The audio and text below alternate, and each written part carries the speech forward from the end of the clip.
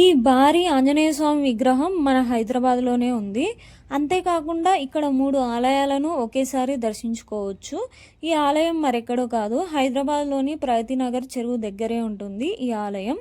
ఇక్కడ మనకు వెంకటేశ్వర్ల స్వామి, అయ్యప్ప స్వామి, ఇంకా సాయిబాబా కూడా దర్శనమిస్తారు. ముందుగా వెంకటేశ్వర్ల స్వామి ఆలయాన్ని దర్శించుకుందాం రండి.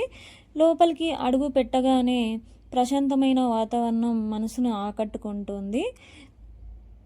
ఈ ఆలయంలో సంతాన ప్రాప్తి, కుటుంబ శ్రేయస్సు కోసం భక్తులు ప్రత్యేకంగా ఇక్కడ దర్శనం చేసుకుంటారు. తిరుమల శ్రీ వెంకటేశ్వర స్వామి వారి రూపాన్ని అనుసరించి ఈ ఆలయాన్ని నిర్మించారట. వైకుంఠ ఏకాదశి, బ్రహ్మోత్సవాలు, కళ్యాణోత్సవం ఎంతో వైభవంగా జరుగుతాయంట ఇక్కడ. ఇంకా ప్రతి స్తంభానికి ఇలా విగ్రహాలు అయితే ఉంటాయి. అలా నేనైతే కొద్దిసేపు కూర్చొని ఈ ఆలయాన్ని ఇంత అద్భుతంగా ఎలా కట్టారా అని ఆలోచించాను. అలా కొద్దిసేపు కూర్చున్న తర్వాత ఇక్కడ నుంచి కొంచెం ముందుకు వెళ్తే మనకు ఆంజనేయ స్వామి విగ్రహం కనిపిస్తుంది. అక్కడ మనకు రైట్ సైడ్లో అయ్యప్ప స్వామి, లెఫ్ట్ సైడ్లో సాయిబాబా టెంపుల్, వెనకాల వెంకటేశ్వర్ల స్వామి ఆలయాలు కనిపిస్తాయి. ముందుగా అయ్యప్ప స్వామి ఆలయాన్ని దర్శించుకుందాం రండి. అయ్యప్ప స్వామి ఆలయం చుట్టూ చెట్లు, మొక్కలైతే ఉంటాయి. మనసుకు చాలా ప్రశాంతంగా అయితే అనిపిస్తుంది. అయ్యప్ప స్వామి టెంపుల్ మెట్లు ఎక్కుతూ పైకి వెళ్తే మనకు వినాయక స్వామి, ఇంకా నాగేంద్ర స్వామి దర్శనమిస్తారు.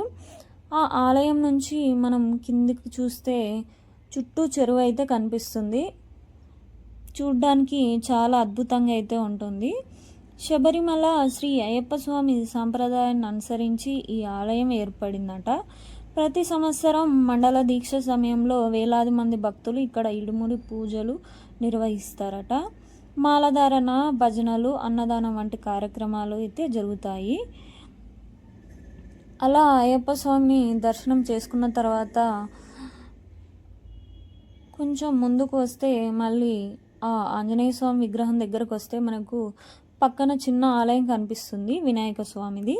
అక్కడ దర్శించుకుందాం రండి. అంతేకాకుండా ఆ ఆలయం ముందు, ఇంకా ఆంజనేయ స్వామి విగ్రహం ముందు కూడా మనకు చెరువు అయితే కనిపిస్తుంది.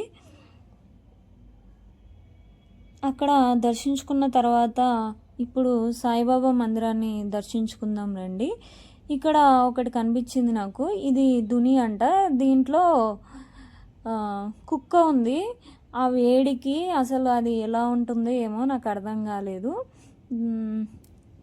ఇక్కడ ఇంకా చాలా కుక్కలు అయితే కనిపించాయి. నాకు ఆశ్చర్యం వేసింది నాకైతే అన్ని కుక్కల్ని చూసి. ఇక్కడ